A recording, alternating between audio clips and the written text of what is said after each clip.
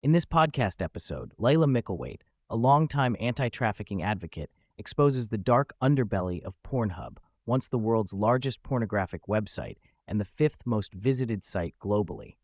What began as a seemingly innocuous platform for user-generated adult content turned into a sprawling crime scene, rife with child sexual abuse material, non-consensual videos, and rampant exploitation. Mickelwait's journey into uncovering this disturbing reality and her subsequent fight to hold Pornhub accountable forms the core of this conversation.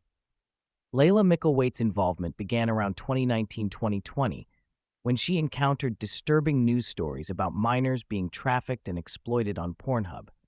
One particularly harrowing case involved a 15-year-old girl from Florida who was found in dozens of videos on the site, trafficked and abused under an account named Daddy. This case, alongside investigative reports such as the London Sunday Times expose revealing videos of children as young as 3 years old, prompted Mickelwait to test Pornhub's upload system herself. To her shock, she discovered that anyone could upload videos within minutes using just an email address, with no verification of age or consent. This lack of oversight allowed millions of illegal videos, ranging from child sexual abuse to adult rape and revenge porn, to proliferate unchecked. Pornhub's moderation system was exposed as grossly inadequate. The company employed a mere handful of moderators tasked with reviewing millions of videos across multiple sister sites owned by the same parent company, MindGeek. Moderators were pressured to approve hundreds or even thousands of videos per shift, often with sound off, and were instructed to prioritize volume over safety. This systemic failure enabled the site to become infested with criminal content, monetized through billions of daily ad impressions.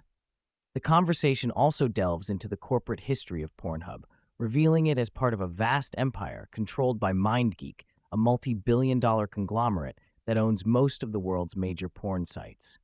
Originally launched in 2007 by a Montreal-based company called MAF, Pornhub was sold multiple times due to legal troubles involving money laundering and tax evasion.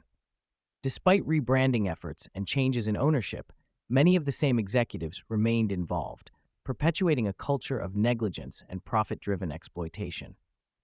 MindGeek's aggressive branding campaigns, including philanthropic initiatives and mainstream advertising, masked the company's darker practices. The parent company's willingness to prioritize profit over safety, including refusing to remove illegal content and actively promoting categories that included minors, was a key factor in the widespread abuse on the platform. Mickelwait's campaign to expose Pornhub's crimes began with the creation of the anti-trafficking hub movement, which quickly gained traction on social media and led to a petition with over 2 million signatures worldwide. Survivors of abuse came forward in large numbers, sharing stories of trauma and the ongoing nightmare of having their abuse immortalized online. Many victims struggled to have their videos removed, facing bureaucratic hurdles and harassment from the platform. A critical turning point in the fight was targeting the financial lifelines of Pornhub. With guidance from unexpected allies, including a former Pornhub owner and billionaire Bill Ackman, activists pressured credit card companies like Visa and MasterCard to sever ties with the site. This financial pressure forced Pornhub to remove 91% of its content in what has been described as one of the largest content takedowns in internet history. However, significant challenges remain, as verified uploaders, some of whom were abusers, still have content on the site, and new lawsuits continue to pile up. The conversation highlights the power of civil litigation in uncovering internal documents, emails, and depositions that reveal Pornhub's executives' knowledge of illegal content and their failure to act. An accidental court release of thousands of pages of internal communications exposed years of willful neglect and even active suppression of reports about child sexual abuse material. Despite overwhelming evidence, criminal prosecution has been slow, hindered by the complexities of international law and corporate maneuvering. Pornhub's attempts to claim immunity under Section 230 of the Communications Decency Act were consistently rejected by courts, as evidence showed the company was not a neutral platform, but actively curated, promoted, and monetized illegal content. This legal defeat has set important precedents for holding online platforms accountable for user-generated content. Throughout the discussion, Mickelwait emphasizes the profound human toll of Pornhub's negligence.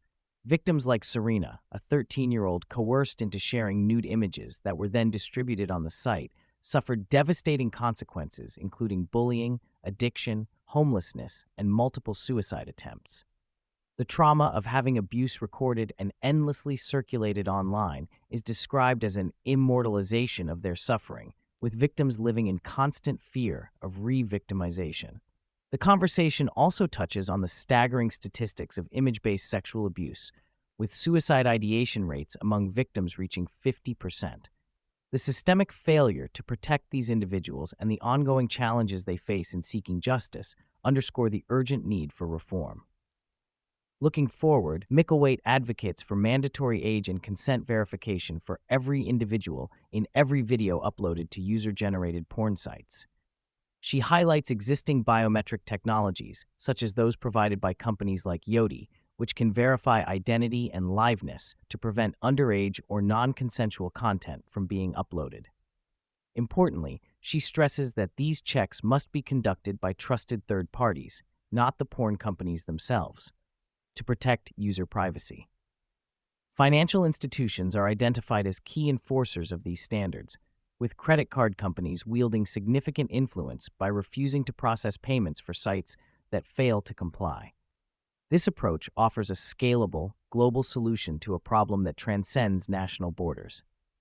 The discussion also acknowledges the broader challenges of age verification for users accessing porn sites, with some regions like Texas implementing laws requiring users to prove they are adults. Pornhub's resistance to such measures, including shutting down access in certain states, reflects the tension between profit motives and child protection. The conversation briefly explores the emerging frontier of AI-generated pornographic content, including deepfakes that superimpose faces onto explicit videos without consent. New legislation, such as the U.S. Take It Down Act, criminalizes the distribution of non-consensual AI-generated content, but the technology presents ongoing challenges for enforcement and victim protection.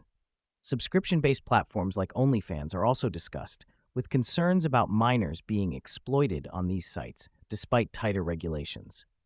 The normalization of user-generated adult content raises complex questions about consent, exploitation, and the evolving landscape of online sex work.